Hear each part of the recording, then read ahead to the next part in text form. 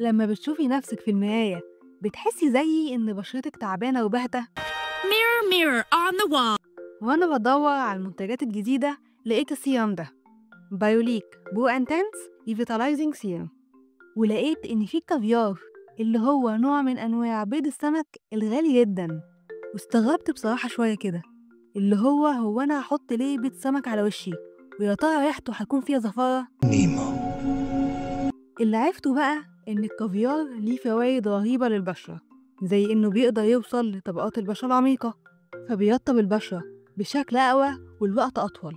والكافيار كمان بيزود البشرة بالبروتينات والكولاجين اللي بتزود مرونة البشرة وبتغذيها، فبكده الترطيب مع زيادة الكولاجين في البشرة بيقلل مع الوقت والاستخدام التجاعيد وخطوط رفيعة، فالبشرة بتتجدد وتتشد ويرجع لها تاني النور والحيوية، وفي نفس الوقت بأمان، وتقدري تستخدميه كل يوم، مش زي مثلا الريتينول اللي نتايجه حلوة جدا للبشرة، بس برضه استخدامه مش سهل وممكن يعملك مشاكل لو استخدمتيه بطريقة غلط.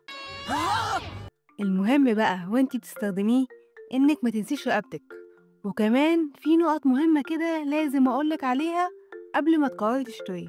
اول حاجة ان السيرم سعره غالي شوية، بس بصراحة يستاهل، وريحته حلوة وما فيهاش اي زفارة، كمان حجمه 30 مللي بس فبيخلص بسرعة. بس اكيد انا مش هسيبك تدفعي تمنه كامل، وهسيبلك في الديسكريبشن اللينك بتاعه من موقع الشركة نفسها وكود الخصم بتاعك. ولو سمعتي عن الريتينول ونفسك تجربيه وتعرفي ازاي تستخدميه صح من غير اي مشاكل، فشوفي الفيديو ده عن فيكيشن ريتينول سيروم. ولحد ما اشوفك الفيديو الجاي، خلي بالك من بشرتك.